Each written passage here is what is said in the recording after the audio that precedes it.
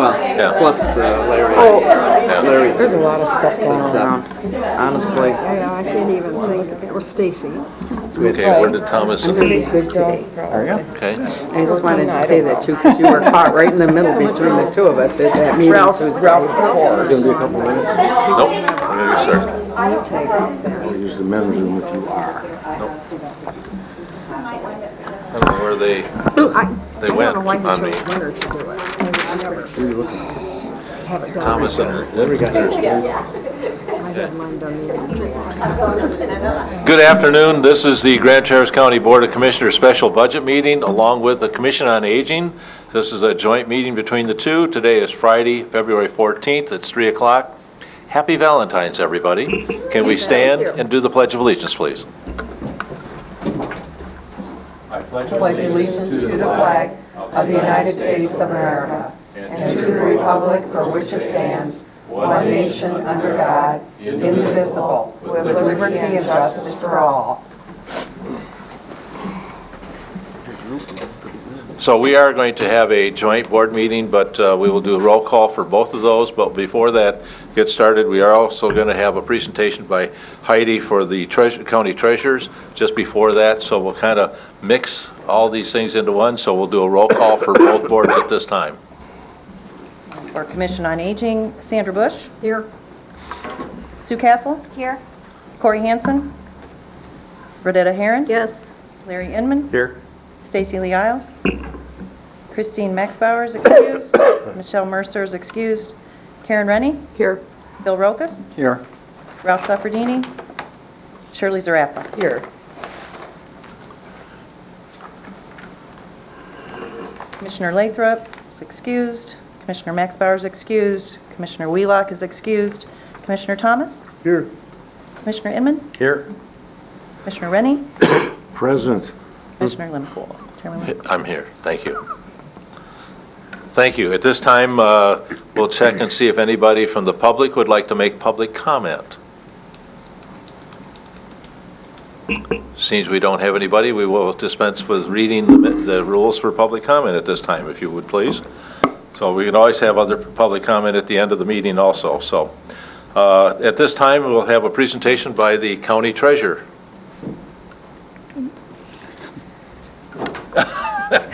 I know you guys are all here for Commission on Aging, so I'll make it quick. I passed out a copy of the answers to the questions that you had submitted. We'll just go over them real quick. Who are your customers? Basically, everyone is a customer of the county treasurer. We serve the public. We collect property taxes, issue dog licenses, sell plat books, and basically make change to anybody who needs. We serve the townships. We work with all the county or township treasurers and reconcile and balance their collections and submit their SCT collections to the state for them. And then we also report to the Department of Education their taxable values. We serve the internal departments. Every dollar that the county collects comes through my office. We have cash checks, credit cards, ACH deposits, and they're all reconciled and balanced in my office. I'm also on the Brownfield Board, the Building Authority Board, and the Land Bank Authority. How many are served at what is cost? There's about 55,000 land parcels that we work with. In 2013, we purchased 4,420 delinquent parcels at a cost of $6.7 million.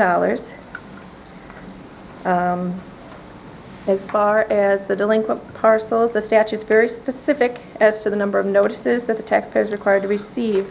So a significant portion of my postage budget is for notices for delinquent property. Our January notice has to be certified. I just spent $8,200 sending notices to the public to let them know that their parcels are going to be foreclosed, and if they wanted to come in and eliminate the fees, they can, just to give people notice before we add the forfeiture fees. Heidi, could you explain why you're doing that? The statute is very clear as in the certified notice. When you add the fees, the forfeiture fee is over $200, and then the interest, we collect 1% interest for the first year, but on March 1st, the interest jumps. We add another 0.5% retroactive back to the first year, so it's a significant balance. So we try to let the taxpayers know on March 1st, if you haven't come in and paid, these fees are going to be added. We've had bills for like $50, and after the fees added, they owe $300. And they say, well, if we had known, we would have come in and paid the $50. So the certified notice is sent out to everyone to let them know, we are going to be adding these fees. This is how much your bill's going to be on March. This is how much it is in February, just so they're aware, because the fees, the statute guides what we have to do, the interest. It can get upwards of 18% a year. So if we can, anything way we can help the constituents is best. Why does Grand Traverse County do that? It's in the statute, every county does. Okay. Okay, every department in the county that collects cash funds, costs, fees, grants, every dollar you're budgeting is going to come into my office. We have 35 separate bank accounts that we work with. We work on keeping the money collateralized and insured and safe. I also do the accounting for the Brownfield and the Building Authority, and work with Gene on the land bank. Why are these services important? We're projected to bring in over $21 million in tax revenue in 2014, and every payment counts. This does not include the delinquent tax collections. Those are over and above the current year. Many of the township treasurers are part-time, and the legislation is changing all the time. So I work closely with the township treasurers anytime there's a change in the legislation, new tax rates, the bills, accurate collections, anything. I work with, there are 13 townships, 2 villages, and 1 city, and everybody does things a little different. They have different assessors, and all the assessors were trained certain ways. So trying to bring them all together into a cohesive balance, sometimes challenging, but it's necessary. And basically, we want to make sure that the data that we get, that we, any delinquent taxes that we purchase, they're valid taxes that we're going to be able to collect. So I work with them throughout the year, not just in March when we buy out the delinquencies. Changes in state legislation, equalization and finance both kind of went over that. So, but basically the veterans tax exemption and proposed personal property tax are 2 changes. Demographic, population in the county continues to grow. So will the value of the property. Large parcels will be split, which means more smaller parcels, more collection of taxes for more owners. Potential revenue increases. We're now accepting credit cards. This hopefully, we're hoping it will help reduce the number of delinquent parcels going into forfeiture. If somebody wants to come in February and put their taxes on their credit card, it'll save them that retroactive fee. And if they're waiting for their tax return, it gives them the leeway for the 2 months until their tax return comes. So we're hoping to see an increased use of that. We've made our database real-time on the website, so people can come to the grandtraverse.org, to the treasurer's page, and if we make a payment a minute later and they're looking at our phone, it'll be shown and they can see it. We do the PRE denials. We just recently made those available too. Actually, the title companies have asked for that as well. So everything is available from home. They don't even have to come in. They can make their payment with a credit card at home if they want, or they can call and do it over the phone. So we're trying to make it as user-friendly as possible. PRE. Oh, primary residence exemptions. That's for people who have the homestead exemption. The state has come in and done an audit of Grand Traverse County for whether people who are claiming the primary residency exemption actually have it or qualify for it. And the state has denied a lot of people. They deny it and then basically look to us and we have to bill it. So that is, if you could skip down to the bottom, which services are not mandated and could be continued. That's one that's not mandated by law. The Grand Traverse is an opt-in county, so we choose to do that. But at the county treasurers conference, only 10 to 12 treasurers are left that don't opt in. Basically, if the state denies it, they get 70% of the revenue interest. If we deny it, we get 70% of it, so that's be kind of utilized to help cover our costs for the billing and the software and everything. Potential for sourcing and merging with other entities. Basically, kind of what we do is guided by statute, the law, kind of. I did hear that there is a proposal in legislation to allow county treasurers to collect the current year tax. So obviously, we're not doing that now, and it would be, I think that might be more political than anything. But we do have some smaller treasurers. Like I said, a lot of the treasurers are part-time, and we have a few counties where if you can't get a hold of the treasurer and they're trying to get their tax bills. One in particular, I had a lady who was very frustrated, and she's like, well, I'm not paying a late fee if you're not giving me a bill. So if in fact one of the local townships was interested, potentially in the future, we may be able to do the billing for them if they would like. And how would implement a general fund budget reduction, what impact would it have on our services? Basically, personnel, postage, IT, and software are 96.8% of my budget. So my postage cost is based on statute, IT and software costs are fixed. My only option would be to reduce staff. I'd be happy to answer any questions. Anybody have any questions? Just a comment and remark that we really think I do really think you're doing a great job down there, and I know it's something that you had to get up to speed fairly quickly on, and we probably want to thank the former treasurer, Bill Rokas, for, I'm sure, the amount of time that he helped you during this process to orientate you toward his office and those kinds of things. He was a wonderful Big predecessor. big thank you to him, Bill Rokas. And I guess I recognize through the years of being a county commissioner, there are certain departments within the county that we have just shaved down to the bare minimum of FTEs just to accomplish the basic mandated requirements. And I know we've added a number of other items that Bill did for us in his tenure that you've taken over.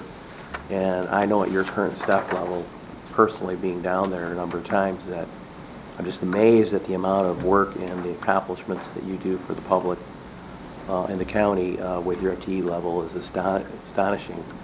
And I just can't see that, there's any possibility of reducing your budget from a perspective of FTE. Personally, I can't see that.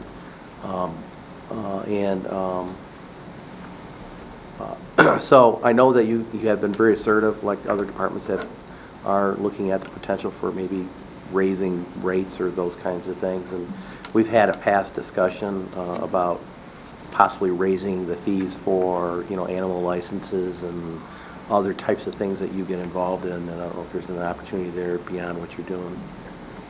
Okay. We'd have to work with animal control on that and Yes. see what the potential is. I could ask some of the other county treasurers what they collect too and see where we are in line with the rest of the state as far as the dog fees. Okay. One of the things I noticed is that you collect $21 million in tax revenues, but yet our budget is $39 million. That is just tax revenue. So- It doesn't so- include grants, fees, fines, costs. How much do you everything. collect in other fees other than tax revenues? Do you know? It would be 15. The 36 would be the total, 21 would be the So tax. 39 million is the total you would bring in. It's even more than that, because That's what I when you was thinking. consider all the other funds, it's, Yeah, this is just general fund. Right. all the funds run through the county treasurer. So, other questions? Go ahead, Charlie. Yeah, one question I had on this PRE thing. What have you found with that? Have you found quite a few people that are trying to claim two residences in our county? We've had a lot of people denied, and unfortunately, what I found, and like I said, the state does it, so the state sends out the notice, and then the people either don't realize what it is. The state will deny it if if they don't return the notice, whether they're valid or not. And then the taxpayer has to come in and fight for their valid PRE. A lot of them that are valid, the people just didn't know. And I've tried to post it on our website and make it a little bit more clear. some of the things are like, one I had, which was really unfortunate, was a $10,000 bill. Because the lady, her mother had died, she got the tax bill, continued to pay it each year without even thinking. But the mother had the PRE, and the tax bill didn't reflect that change. And when the state came in and denied it, it was a valid denial, but it was just, she didn't know. A lot of people don't understand or realize the significance of that. So I've tried to put it on the website, post it, make it linking letters, double check if you sell or come into property, always double check that. That's great.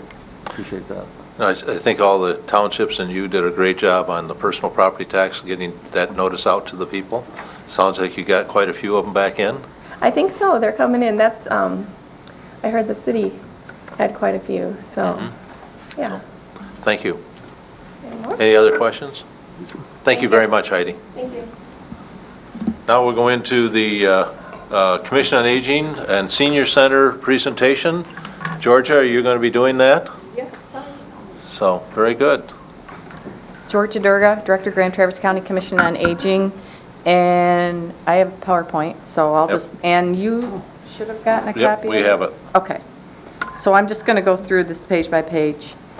And I'm going through your questions also, one by one. So the first question asked for the staffing level. So in 2014, we have 43 employees, actually we have 42 employees and one contract employee, and 42.2 FTEs because we have 2 part-time employees. So, and you can see the breakdown on the slide, who works where. The majority of our employees are field staff, out, doing all the good things they do in the field. So, and then there's 4 Senior Center Network employees. One of those is a contract employee. Lori's a contract employee. Our customers actually our customers are all Grand Traverse County residents, but our main focus in-home services are senior citizens 60 years of age and older. Most of our clients are low income. Their family members also benefit from the services. An example of that is respite care. If we're caring for someone, then the family members can get out or sleep or whatever they need to do, go to the doctor. Our average client age in that division is 80 years, and their income for a single person is $1,770. For a married couple, it's $2,566. So most of our clients are older and fairly low income. In the Senior Center Network, their customers are senior citizens 60 years of age or older. They do serve those under 60. Residents pay a fee of $10 annually, and non-county residents pay a fee of $50 annually because of the millage. Average member age is 73 years. Their senior center is located in Acme, Fife Lake, Kingsley, Interlochen, and Traverse City is our biggest center. Gee, I'm average. Which average? I'm just average. I think you're the senior center average. I did a breakdown. We have a lot of different, what we call programs and in-home services, so I broke it down by program, and then Senior Center Networks at the bottom, and then I added a category at the bottom, outside agency funding, because we distribute a small amount of our millage to outside agencies. So I won't go through that unless you want me to, because you can see it on the page, but it gives you an idea of where we spend our money. Most of our money is spent on in-home services and senior center. Why are services important? Our main goal is to help seniors live safely at home and to provide recreational and health activities, socialization for seniors. But we also help their family members. We give out information to the general public. We give out lots of information to the general public. We save tax dollars. The average long-term care cost is $83,950 per year. The average cost for our clients is $1,396 per year. So, and for the Senior Center Network, it's only $28.36 per year. So keeping a senior at home is very much cost effective, and in most cases that's where they want to be anyways, until they get to a point where their health just won't allow it, or some other reason that they just can't safely be at home. We promote healthy living and wellness through the Senior Center and also through our in-home services, and we offer activities that encourage socialization, which is a primary concern for seniors, that a lot of seniors live alone. especially for those living alone, meals, events, travel. Those seniors who have a strong social network live longer. It's a proven statistic that they live longer if they have a strong social network. So the senior center helps develop that. Concerns that could impact our services. The main concern that has impacted our services was decreasing property values, which decreased our revenue, resulting in us having to cut some of our services in the last few years, and our wait lists have grown some of our programs substantially. Commission on Aging operates almost solely on 2 small local millages, 5/10 for in-home services and 1/10 for the senior center network. 83% of our revenue for the in-home services is millage, and 87% of our revenue for the senior center network is millage. So without a millage, we would close. Because the millage, we use the services to generate fees, which is basically the balance of our revenue is fees that's generated with services that are provided by the millage. So without our millages, we would close. Another concern that would impact us would be one or both millages weren't approved by the voters. The senior center is in the process of starting a renovation, or a lack of a renovation could impact our services. Outsourcing, increasing expenses, elimination of landlines will affect our personal emergency response systems. We've heard that they may still be available, but the cost will go up dramatically because the units will have to be wireless. So that will impact who we can serve, well, actually how many people we can serve, because if the cost goes up, then the clients go down. The aging So of the they don't county- use cell phones for that? No, they go through a landline. We have 500 clients that we subsidize. Do our legislators know this? Yes, I've talked to Good. Wayne and I've talked to Howard. I sent Howard an email. It's on my list to send an email to also, or a letter. He wants a letter. We, especially the senior center, uses a large amount of volunteers. So our inability to locate volunteers would impact the senior center greatly. And the inability for us to hire skilled staff, especially certified nurse aides. We have 10 of those on staff. We require that they be state certified. And from what I understand, there is currently a shortage, and I expect there to be a greater shortage in the future. People they can't make a living wage as a certified nurse aide, so they're going into different fields or going downstate. And the aging of the county population is significant. I just got some stats the other day that says by 2040, Grand Traverse County seniors 65 and older are going to go up 101%, so they're going to double, basically. So we need to be prepared for that. So expecting more clients, we're going to be expecting more clients. We're also going to be expecting them to have greater needs, which means more service. They're going to need more service. Potential revenue increases, if property values go up, which I hear they're starting to go up, that could affect our revenue in a big way. Increased millage levy, if the county board decide to increase our levy, that would bring in more revenue. We could increase fees. We could look at grants, federal, state, and local grants. We do get a couple small local grants, but not a large amount. We could get more involved with the area agency and the My Choice Medicaid waiver program. They do pay for services. And then we could look for additional sponsors or increase the sponsor fees through the senior center. Cost savings, the senior center does a great job of using volunteers, but there's always more ways to use volunteers, so we could look at that. In 2013, we provided 12,937 hours of service, resulting in a cost savings of $281,000. Perhaps there's other uses of volunteers that we haven't looked at, although I think we've looked at that pretty closely. In 2012, the board reviewed the budget, and with the help of staff the Commission on Aging Board reviewed our budget and made many cuts to decrease our costs. In fact, we made a lot of cuts.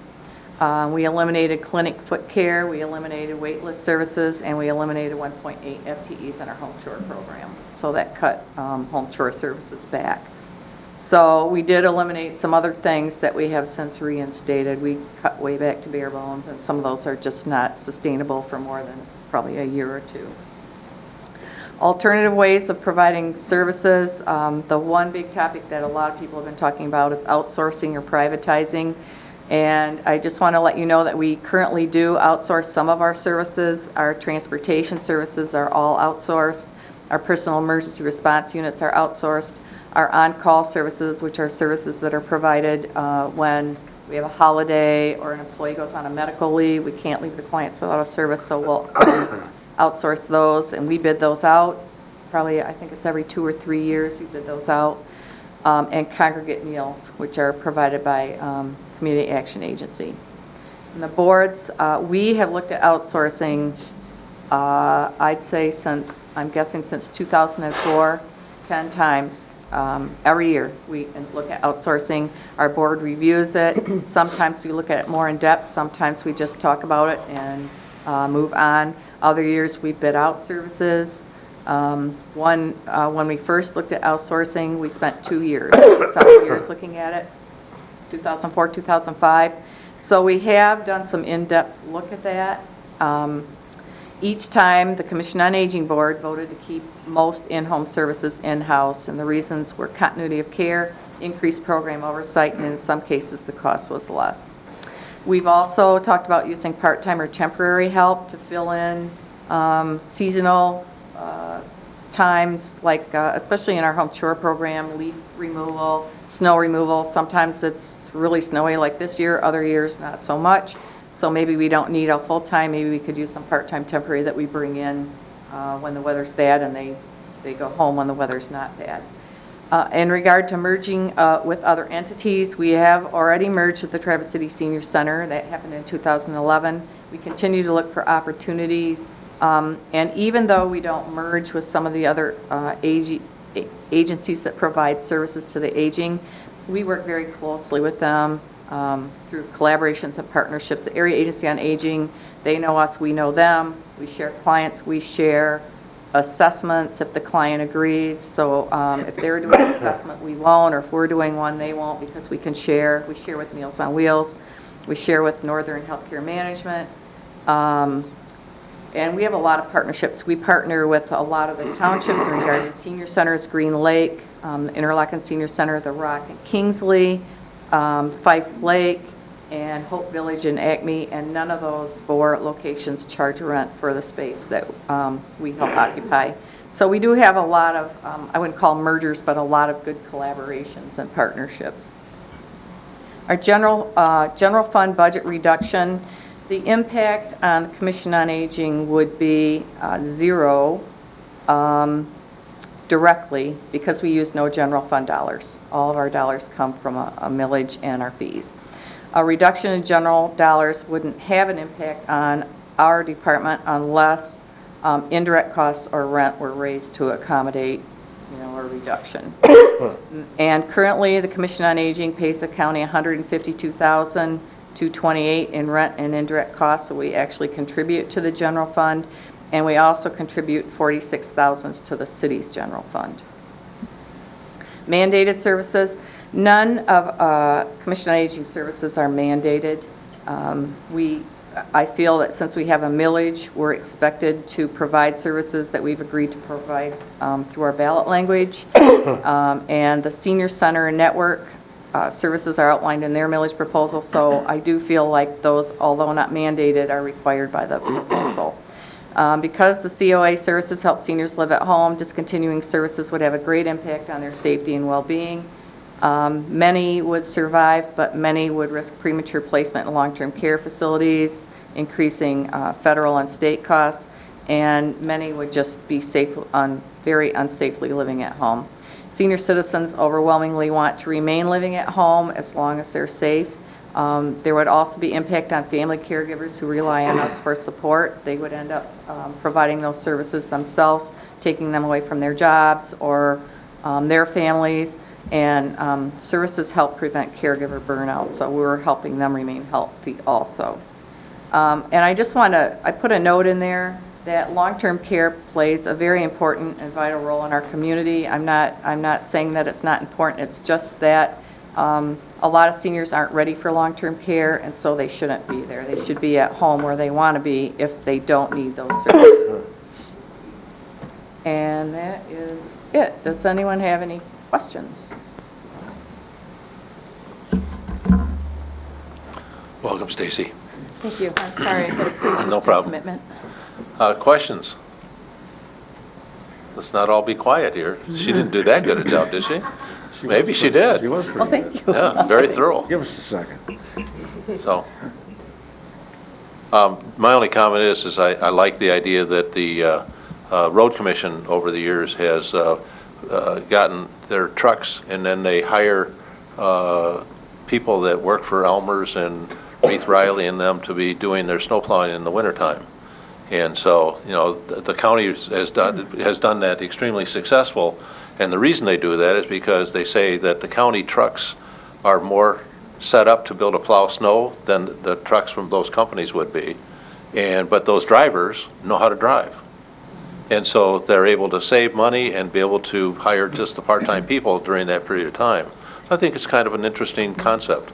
And, it does cut back on their cost, so they don't have to have year-round full-time people for that. So. Other questions from anybody else? Board, Commission on Aging Board.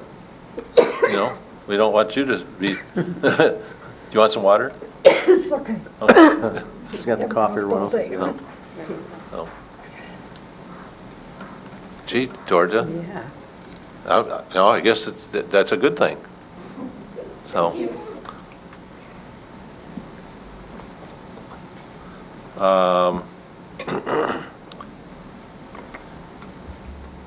That is all the presentations for today.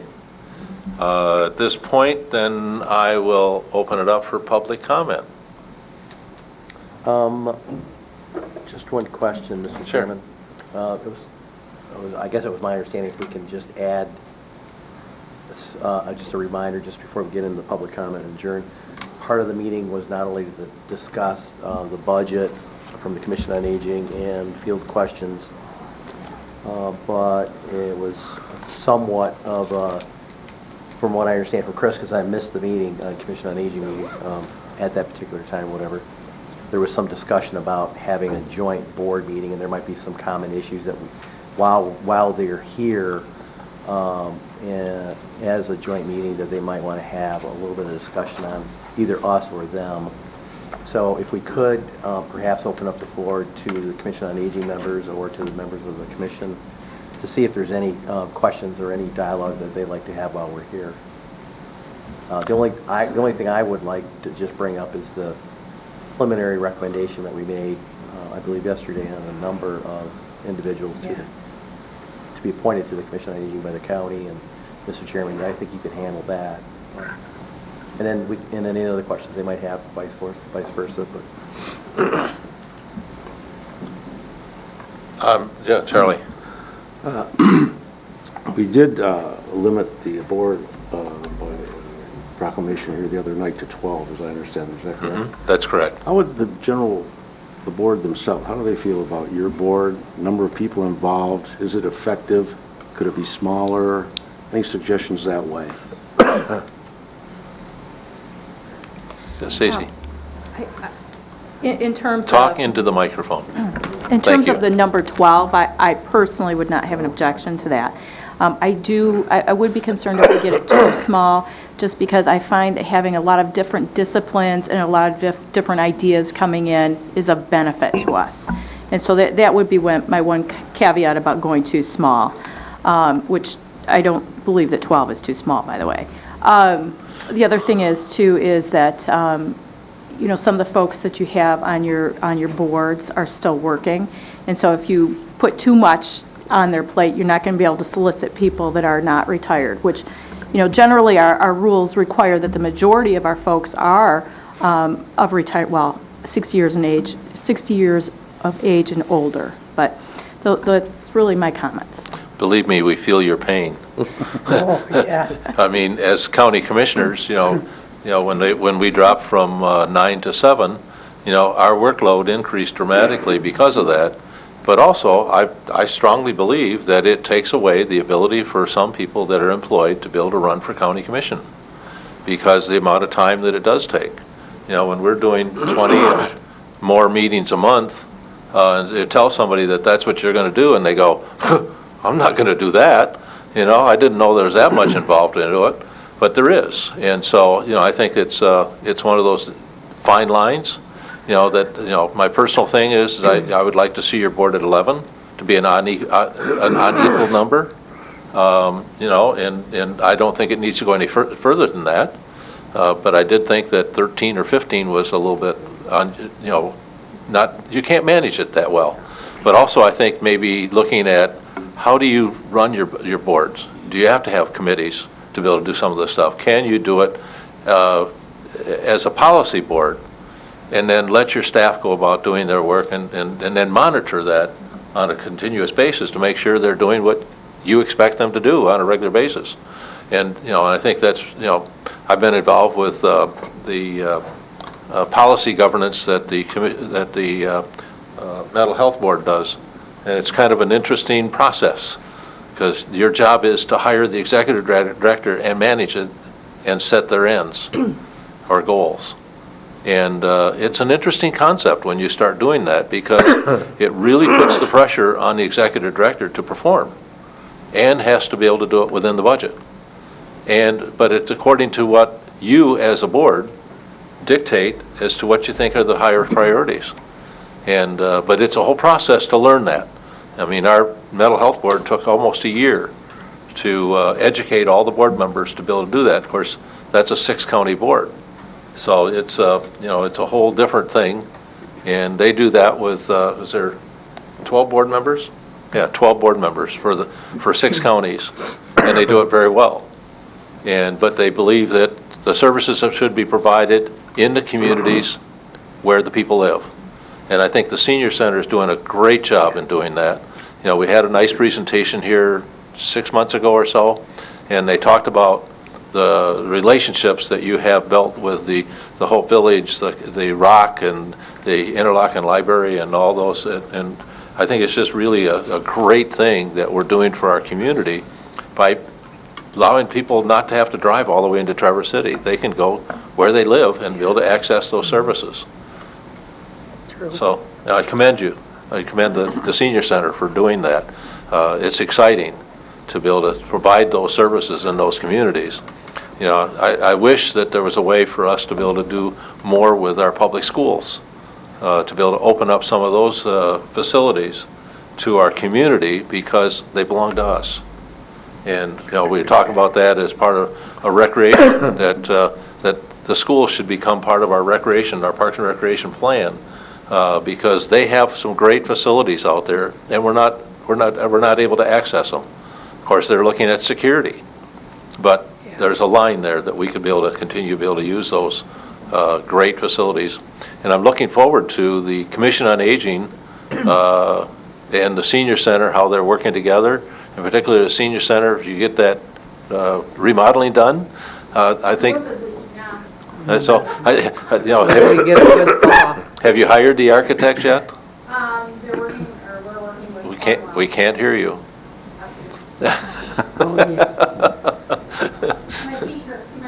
Oh, I'm not going to feel sorry for you.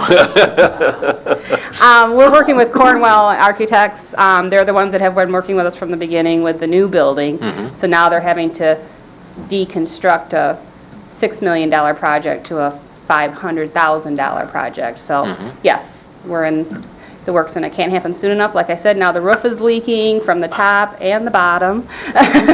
So yeah, things are moving along. It's amazing how we don't take care of our facilities, how they start to rapidly deteriorate.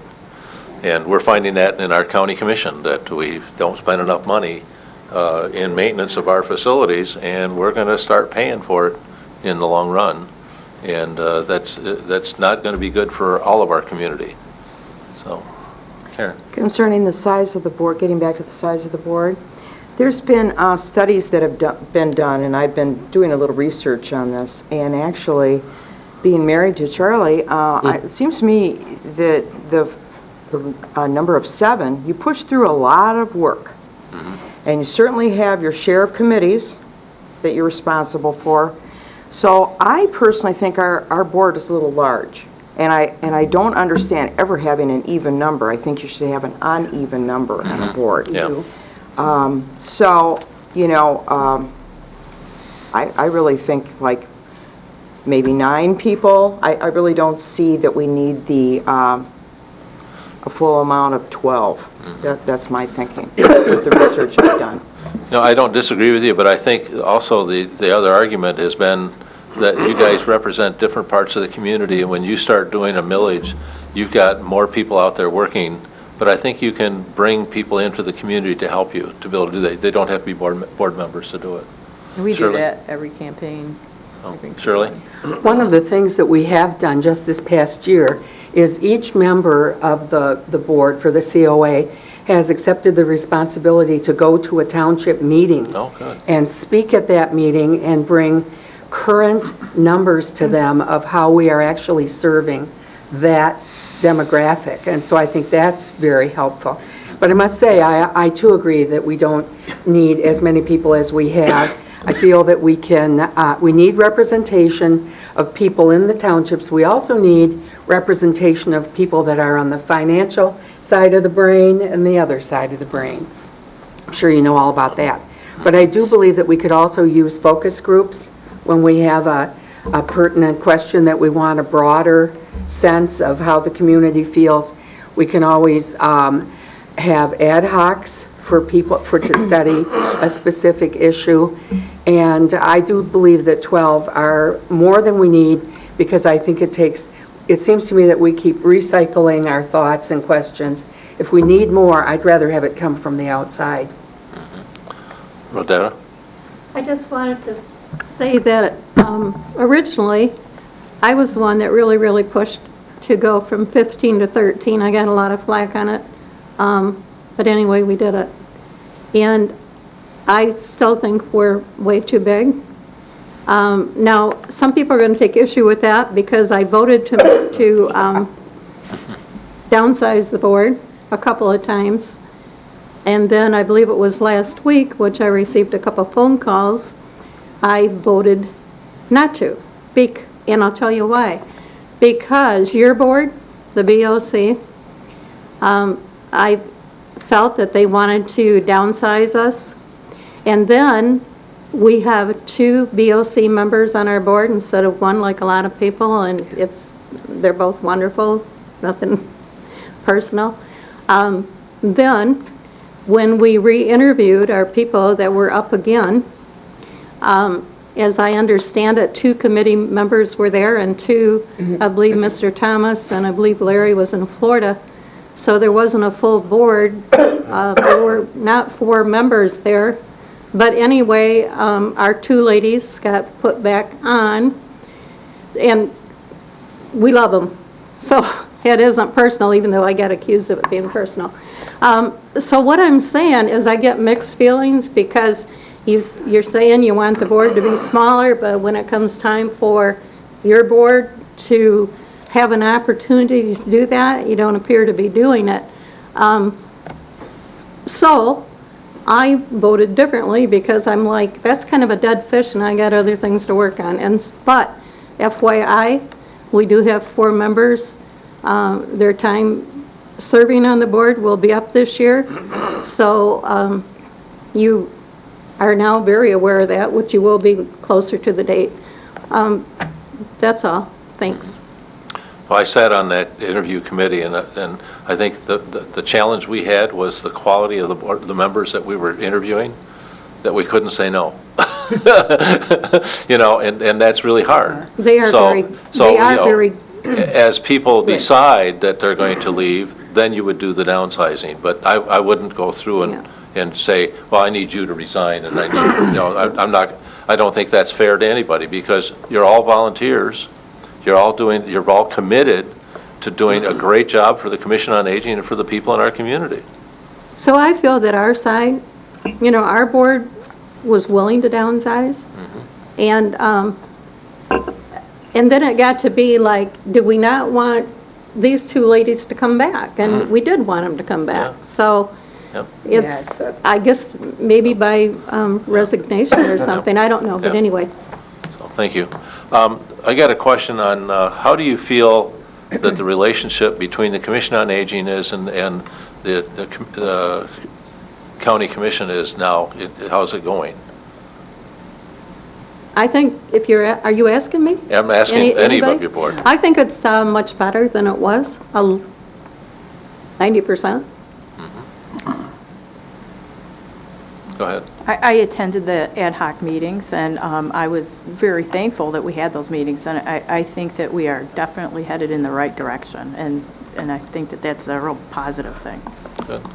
Commissioner Charlie? As far as your, how you feel the citizens themselves feel about you guys, we've heard about some contentious things over there and so forth, newsprint and stuff like that. Are you working on any branding or brand building to try to attract more seniors, let them know what you're all about? Oh, you're going to do that? We have spent about 2 years doing that. We finally, we agreed on a logo last year. We redid our newsletter last year after we merged, so we have a nice, new, wonderful-looking newsletter. And then we just recently voted on a tagline, which we've had for years, but there were a lot of different ideas. We had the staff give input, and the board just recently passed a new tagline, Caring for Those Who Cared for You. So we have done quite a bit of promotion. We haven't done as much promotion probably in the last year or two because we had very long wait lists, and it just doesn't really make sense to promote services and have them call up and get on a wait list. So we did promote the senior center when we merged because they had a lot of exciting and active things going on, but in-home services not so much. Now we have openings in several of our in-home service programs, so we will start promoting more again. Thanks. Go ahead. I do think that we had a couple of blips in the media, absolutely. But I think that if you look at the way that this millage has been supported in the past, I think that the support has really been astounding, and the taxpayers support the work that we're doing. I think that is a real good indication when you do a millage and you get that kind of turnout and that kind of support that things are going okay. 80%. From my standpoint and looking at some monthly reports and things like that, I still see things that aren't getting done, wait lists and things like that, which make me wonder about certain things. So, especially this year with snow. Go ahead. I would love to address that. I would love to address that with you because I've taken over this year as chair of the program committee. And so, that really is, from my perspective, dealing with that this year. And I will tell you that I didn't get to meet with my committee in January because I had to be downstate in a mediation. So I haven't had the input of all of my committee members. But from my personal perspective, so this isn't from the board, this is from Stacy Isles, okay? From my personal perspective, the thing that I see that needs to be worked on is taking a look at the wait list versus, we've had discussions in the past about home chore and how do we deal with that, and is this something that needs to be in-house or is this something that needs to be outsourced, and balancing that against the fact that, so we have these funds that we're also providing to other agencies like Catholic Social Services and Meals on Wheels that are phenomenal organizations.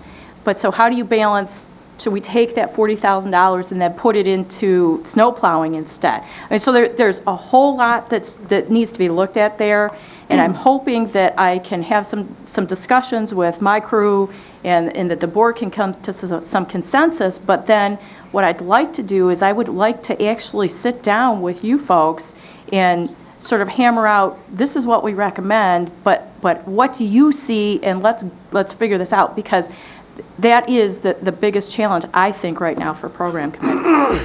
Appreciate that. I think that's really important, but also I will tell you that we can become your biggest advocates if we're informed. Good point.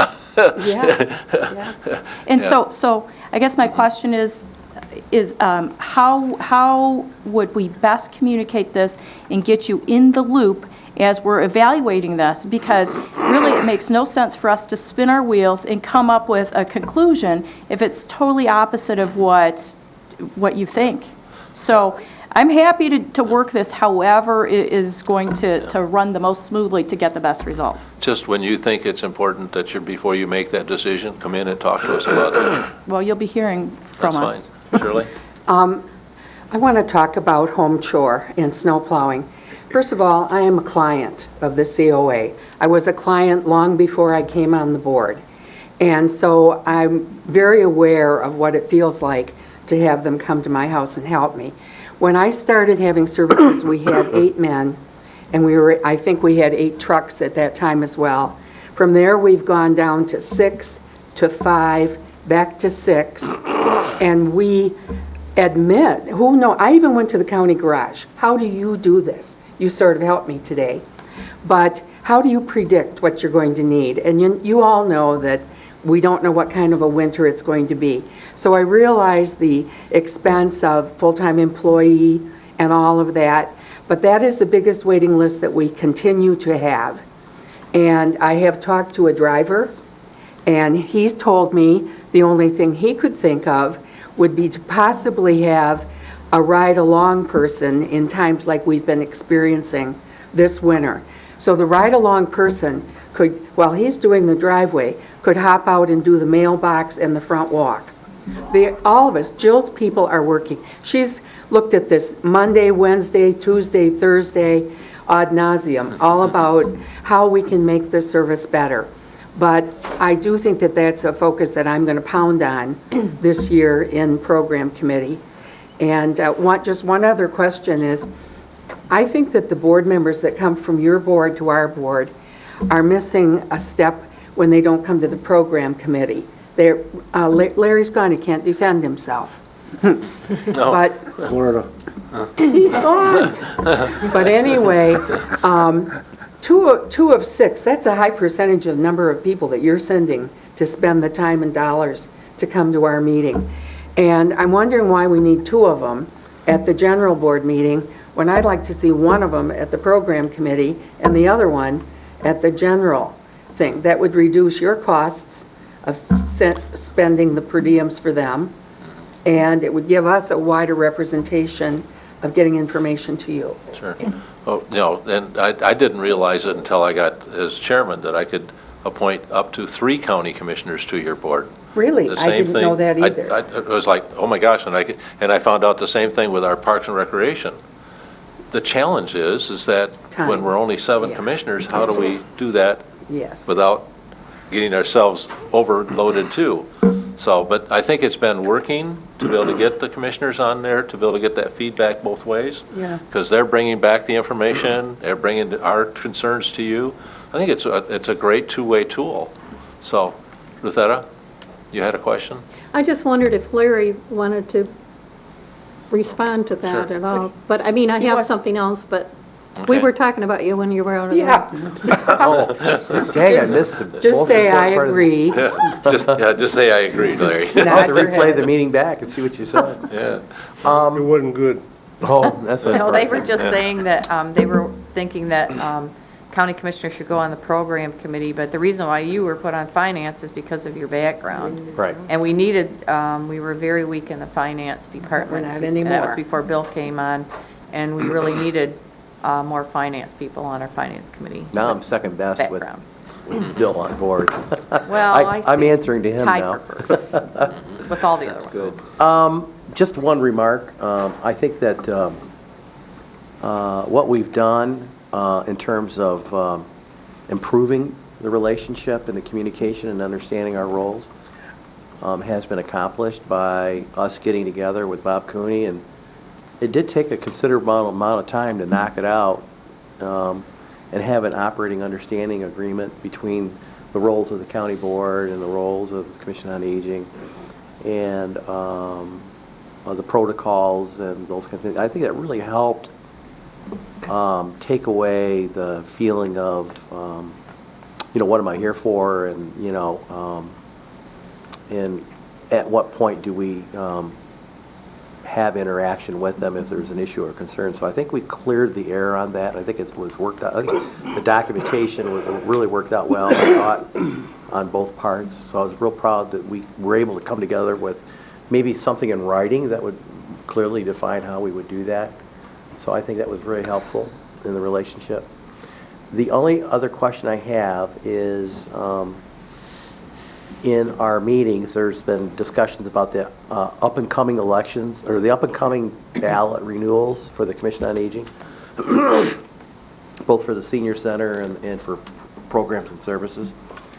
And I know there was some talk at the Commission on Aging level. Perhaps it might be a good thing to combine those at some point in time and have more clarity in the ballot language. But I also want to let you know that that was brought up just on a casual comment at the board meeting, and some of the commissioners felt strongly, Commissioner Wheelock in particular, felt that he felt it would be better if we kept them separate because of the different purposes of the funding and how we use those fundings. So he had a bit of an issue with combining them together. So I only bring that up to the point is that at whatever point we come to at that juncture to begin discussing, how we want to approach the renewal of these millages for the ongoing continued support of the senior center and your Commission on Aging program. We might want to get together again and talk about the strategy, pros and cons of either combining them or leaving them separate. So there's, and we get ahead of the curve on that, so there's no feelings of, gee, we've come this far, we're ready to go, and now you want to switch on in terms of the strategy, you know what I mean? So if there's anything I think that would be important between the two of us to work together on is how you want to approach those millages, and because actually I think the Board of Commissioners actually puts it on the ballot for you. So, and I know there's probably more discussion to be made on that issue. I just bring that up, that there could be some mixed feelings between the Commission on Aging and the County Commission as to how they want to approach it, whether it's 2 millages or 1. Okay. Rosetta? Okay, my question, thanks, Larry. My question was, well, first the statement. Stacy and I serve on an ad hoc committee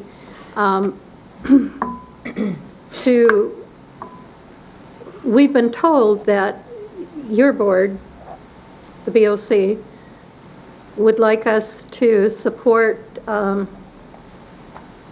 few agencies, one being Meals on Wheels, Catholic Human Services, et cetera, to the tune of $40,000, looking at 2015.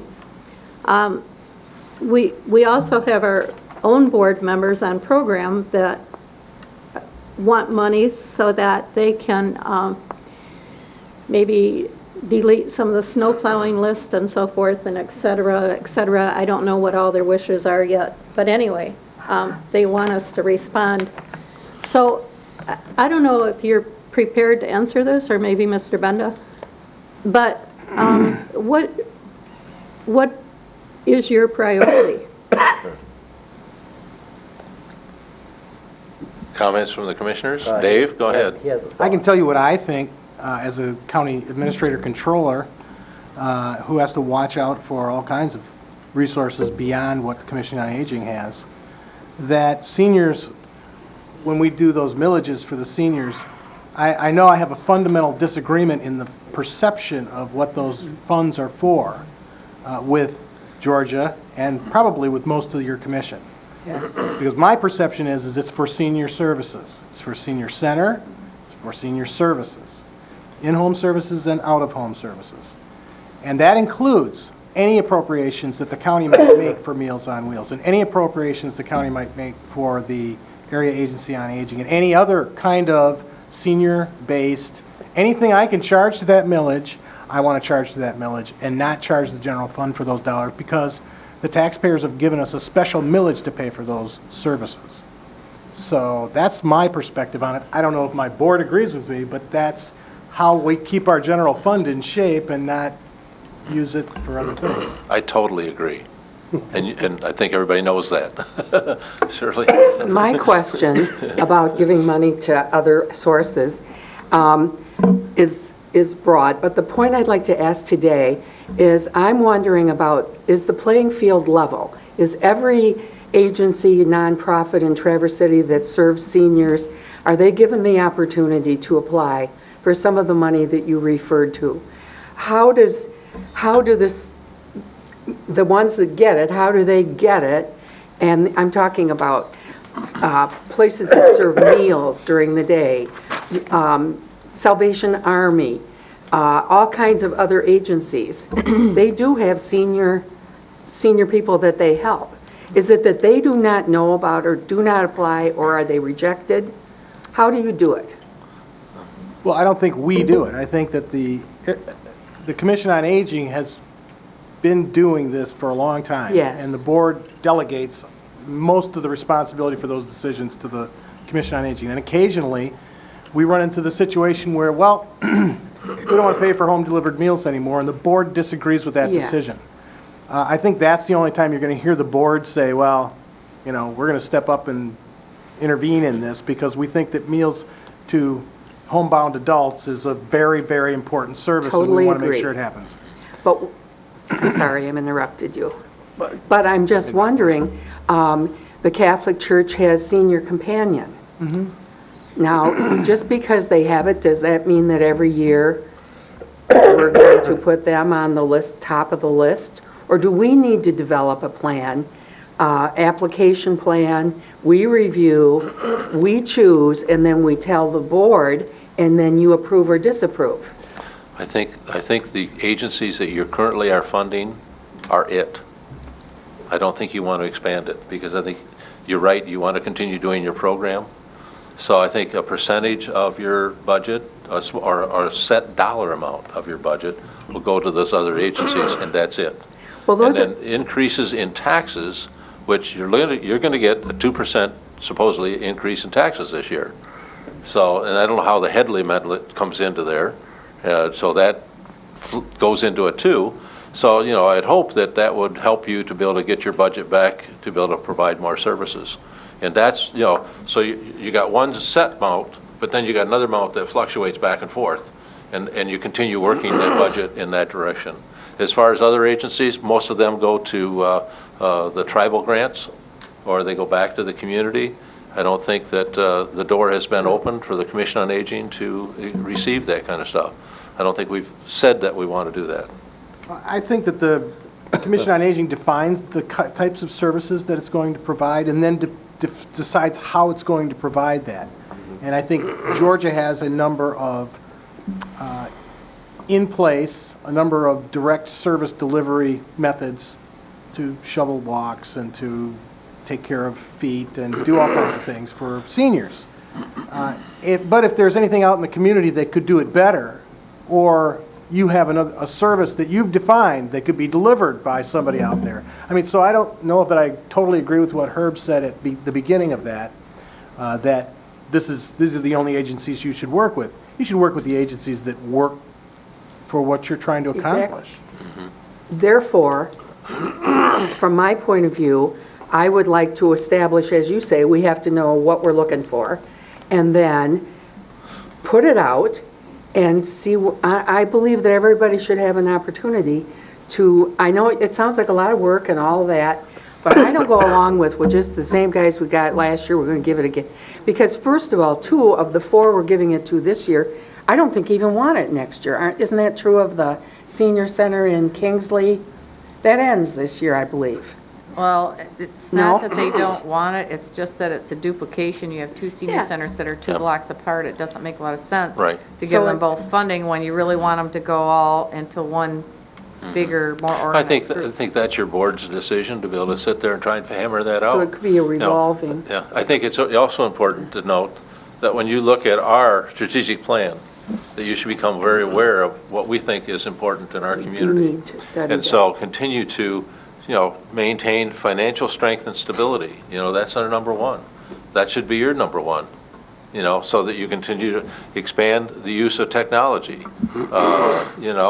Protect and preserve, advance the health and quality of life in the region. Those are, we've already stated that these are priorities in ours. You should look at those and make sure yours align with that. And have you not approved ours? I think we're working with a strategic plan that you've seen and approved. Yeah. Isn't that true? I think so, Yeah. yeah. Several years ago And it now, but. was, So, but just, Probably before keep that days. in mind and keep us informed on that. Thank you, Mr. Benda, for the clarity. So, other commissioners' comments?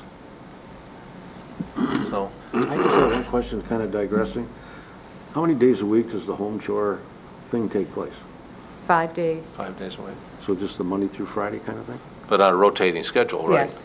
Well, we had many, many phone calls in the past about people, I need to get to the doctor, I need to go to the grocery store, I don't know when the guys are coming, because they would just do everybody, and then they'd start over again. So if there was a lot of snow, they were slower. So now, what we did to try and make our customer service better was we say, so many people are going to get Monday, Wednesday service, so many people are going to get Tuesday, Thursday, and then Friday's the catch-up day, or they can start over again. So that way people know, okay, I'm not getting my snow removed today, I might have to get the neighbor kid to do it. Or I know I'm going to get it today, so I can get out first thing in the morning. And our phone calls have dropped dramatically since we've done that, because people at least know when they're coming. And from a personal standpoint, when I used to use a snow removal service, you never know when they're coming. You don't know if you're going to be able to get out for work or not. So at least, you know, them knowing has made, I think, them a lot happier. Good. I think you're developing a certain amount of trust with your clients. And I think people like that. You know, Dave and I had a luncheon today talking about trust and how important it is for your organization that they trust that you're going to be able to do the job for them, and trust that your employees are going to trust you, that you're going to do the right thing, and you're going to trust the employees that they're going to do the right thing. And that builds a certain amount of community support for your millage in the future. And that's what you got to build on. So I think that you guys are doing a great job. You know, it's nice that we can get together and have these kind of conversations. I think that the public needs to know what these conversations are and where we're going. And that's the beauty of having them, you know, being out in the public and to be able to have these discussions. Any other questions from your board? I'd just like to make a comment that my perception is that all the board members are so dedicated to the senior community, but additionally to the taxpayers that give this millage, and we're very cognizant of that in everything we do. We realize we have a lot of work ahead of us. We certainly do, but we're more than willing, and able, and ready to do that. So thank you very much. Well, I think, you know, I thank your board, but I thank the employees of the Commission on Aging. I think the recognition that they're out there in the field, they're the ones that see the customers, they're the one doing the job. And, you know, we've got some great people working for our county, and thanks to the board, and also, but in particular, the employees of the Commission on Aging, which is Grand Church County, and we appreciate all the work they're doing. One last point on that, to Mr. Chairman. I would like our board, the Commission on Aging Board, to be able to get in touch a little bit more with the employees of Commission of Aging.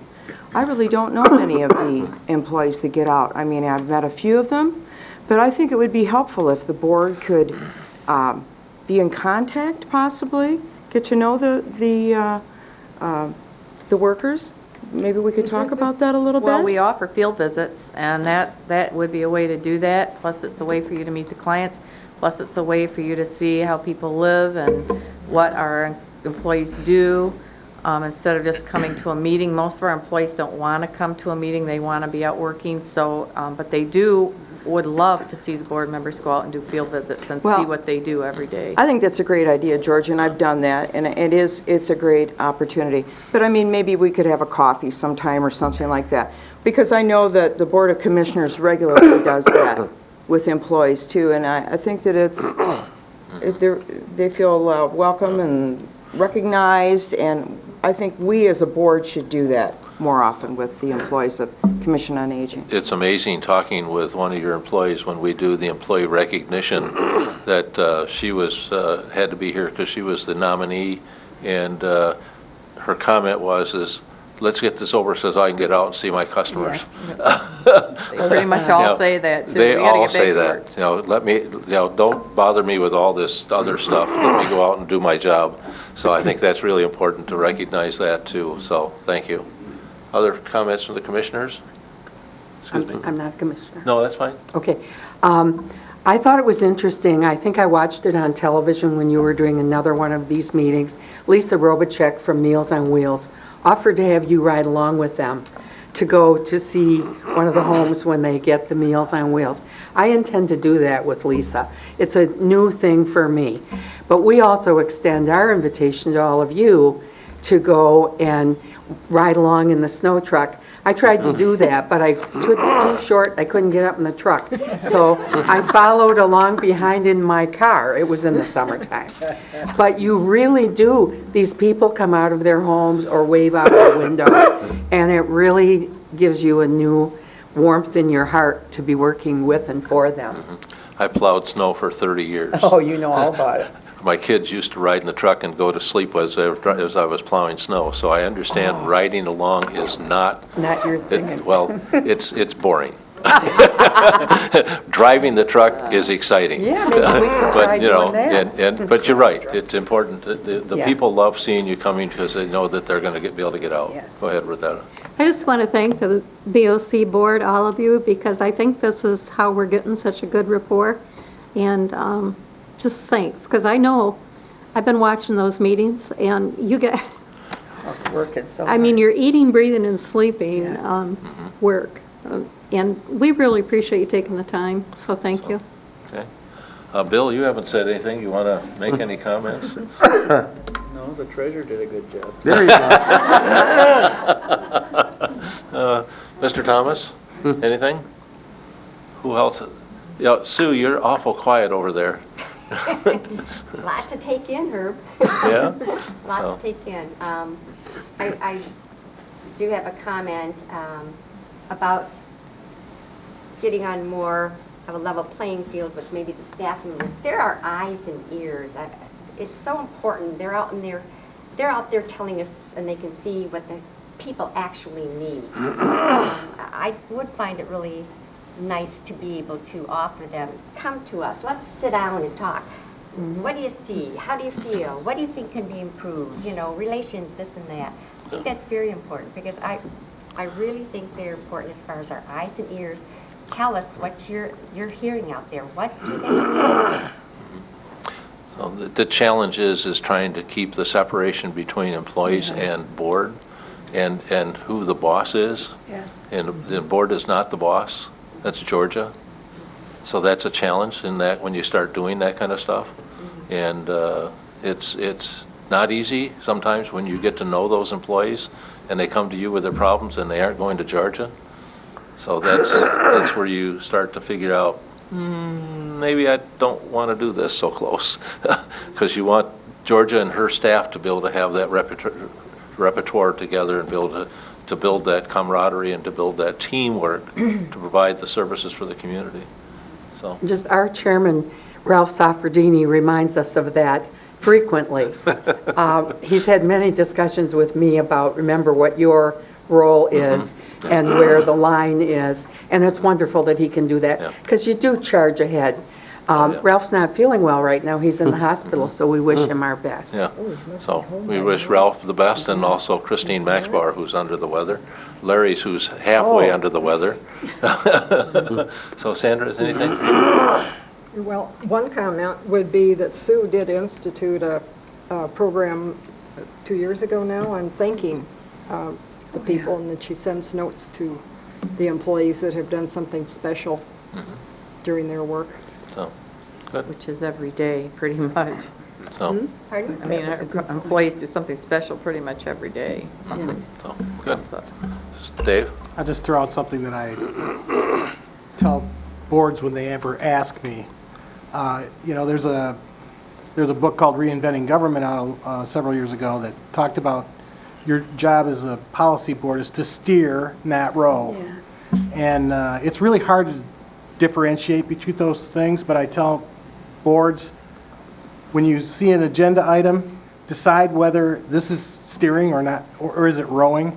Okay. Is it actually doing the job of management? Can we get this off our agenda and create a policy to let management do that? So as long as we trust the management to do it, they're following the policy, it's going to get done right. Just keep that in mind, and your meetings will get shorter, and your impact will get larger. an in-service on that for the boards that you have would probably be a very good idea, because I forget that. And if I sat there in a class and maybe had a handout to review, I think it'd get it through the skull. I think North Sky does a great good job idea. with that. Who's I have a that? North book on Sky. that, too, from Board Source, is another good But that might be organization. I have something we could- information on that. They Talk do about seminars all the time, and there's some great seminars that North Sky does for all the community, for all the nonprofits. Really? So, anything else before our board, for each of our boards? Then I will, public comment. Seems we don't have, so we got some public over there, but they don't want to comment. Nobody's asked me to go to coffee yet. I was waiting for Lori. Lori, we gotta walk. didn't believe you weren't going to talk. Good.